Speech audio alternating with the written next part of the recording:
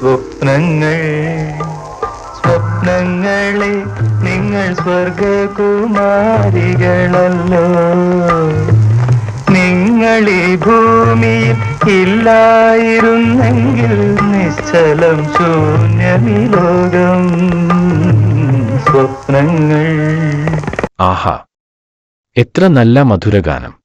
സ്വപ്നങ്ങളെക്കുറിച്ചുള്ള ഈ ഗാനത്തിന്റെ വരികൾ എഴുതിയത് വയലാർ, സംഗീതം ദക്ഷിണാമൂർത്തി, പാടിയത് യേശുദാസ്. ഈ ഗാനം ഇഷ്ടപ്പെടുന്നവർ തീർച്ചയായും സ്വപ്നങ്ങളാകുന്ന ആ സ്വർഗകുമാരികളെ ഇഷ്ടപ്പെടാതിരിക്കില്ല. ഞാൻ ചെറിയ പ്രായം മുതൽ തന്നെ സ്വപ്നലോകത്തെ ഇഷ്ടപ്പെടുന്നവനും സ്വപ്നം കാണുന്നവനാണ്. സ്വപ്നങ്ങളുള്ള ഇഷ്ടം കൊണ്ടാണ് ദ റിയൽം ഓഫ് ഡ്രീംസ് എന്ന പേരിൽ 17 ചാപ്റ്റർ ഉള്ള ഒരു വീഡിയോ ഞാൻ ചെയ്തത്. മൈൻഡ് മെഷീൻ ചാനൽ വഴി നിങ്ങളിൽ കുറച്ചാളുകൾ അത് കണ്ടിട്ടുണ്ടാവും. എന്നാൽ അത് വെറും ഒരു എന്റർടൈൻമെന്റിന് വേണ്ടി ഉണ്ടാക്കിയ ഒരു വീഡിയോ അല്ല കേട്ടോ. താൽപ്പര്യമുള്ളവർക്ക് മനസ്സിലാക്കാനും പഠിക്കാനും ധാരാളം കാര്യങ്ങൾ അതിലുണ്ട്. ഈ പ്രപഞ്ചത്തെക്കുറിച്ച് യഹോവ കണ്ട ഒരു സ്വപ്നമുണ്ട്. ആ സ്വപ്നത്തെക്കുറിച്ചുള്ള പരാമർശനത്തോടെ ദ റിയൽം ഓഫ് ഡ്രീംസ് എന്ന പരമ്പര അവസാനിപ്പിക്കുകയാണ്. അതുകൂടാതെ ഞാൻ കണ്ട ഒരു സ്വപ്നത്തെക്കുറിച്ചുകൂടി പരാമർശിച്ചുകൊണ്ട് ഈ സ്വപ്നകഥകൾ തൽക്കാലം അവസാനിപ്പിക്കാം. ഏതാനും വർഷം മുൻപ് ഞാൻ കർണാടകയിൽ ഒരു സമ്പൂർണ്ണ കൃഷിക്കാരനായി ജീവിക്കുമ്പോൾ കണ്ട ഒരു സ്വപ്നവും അതിന്റെ പരിണിതഫലവുമാണ് പറയാൻ പോകുന്നത്.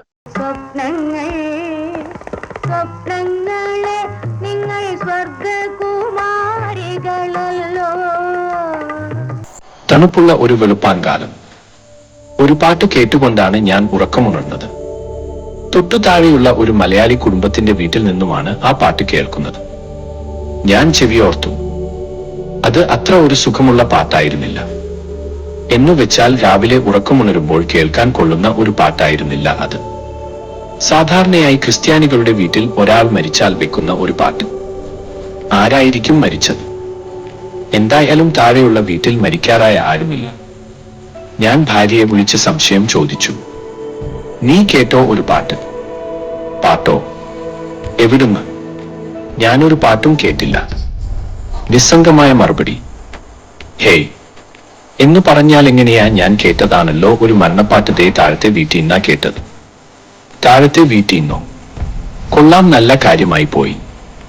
നിങ്ങൾ വല്ല സ്വപ്നവും കണ്ടതായിരിക്കും. സംസാരത്തിൽ ഒരു പുച്ഛരസം.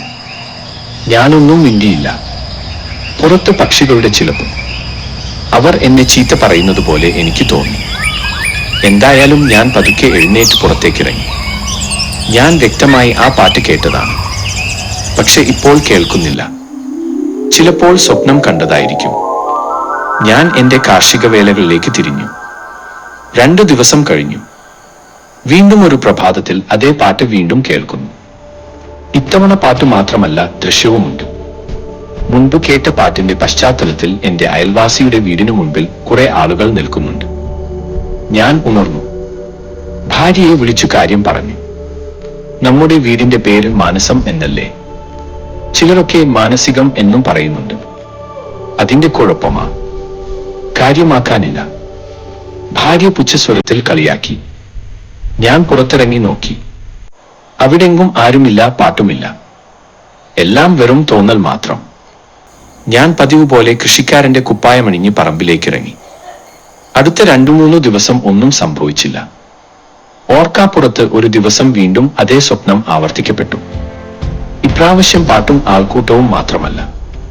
ക്രിസ്തുമസിന് സാധാരണയായി മുൻവശത്ത് തൂക്കാറുള്ള ഒരു നക്ഷത്രവും ദൃശ്യഭംഗിയോടെ ഞാൻ കണ്ടു. ഞാൻ വലിയ ചിന്താക്കുഴപ്പത്തിലായി. ഇതെന്താണ് ഇങ്ങനെ? ഞാനുമായോ എന്റെ കുടുംബവുമായോ യാതൊരു ബന്ധവും ഇല്ലാത്ത ഒരു സ്വപ്നം. ഭാര്യ ഒന്നും പറഞ്ഞില്ല. എന്തു പറയാനാണ്? അവൾ മാനസികം എന്ന ഒറ്റ വാക്കിൽ എല്ലാം ഉറപ്പിച്ചു പറഞ്ഞു കഴിഞ്ഞതാണ്. അങ്ങനെ ഏതാനും ദിവസം കഴിഞ്ഞപ്പോൾ അയൽവാസിയുടെ മകൻ ഒരു ഫയലുമായി ഞങ്ങളെ സമീപിച്ചു. എന്റെ ഭാര്യ നഴ്സ് ആയതിനാൽ ചില സംശയങ്ങൾ തീർക്കാനാണ് വരവ്. അയാളുടെ പിതാവിന് കരൾ സംബന്ധമായ ചെറിയൊരു പ്രശ്നം.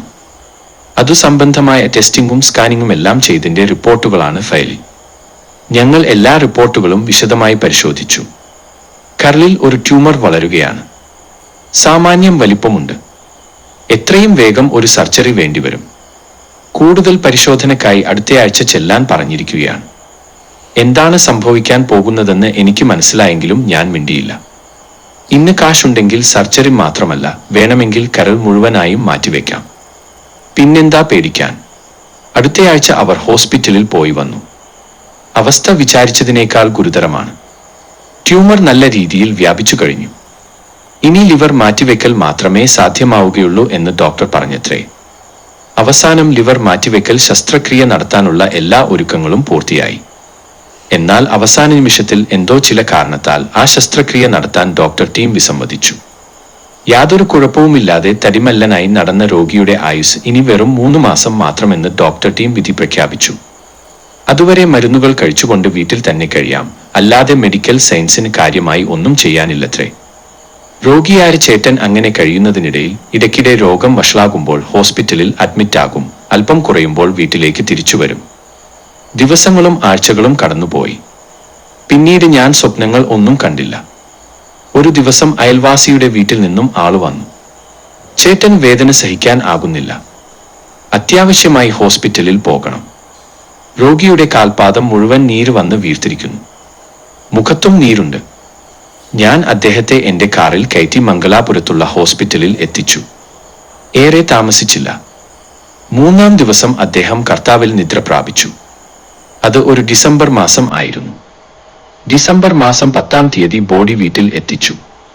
അപ്പോൾ ആ വീട്ടിൽ നിന്നും ഒരു പാട്ട് കേൾക്കാമായിരുന്നു. ഞാൻ സ്വപ്നത്തിൽ കേട്ട അതേ പാട്ട്. ഞാൻ സ്വപ്നത്തിൽ കണ്ട ആൾക്കൂട്ടവും അവിടെ ഉണ്ടായിരുന്നു.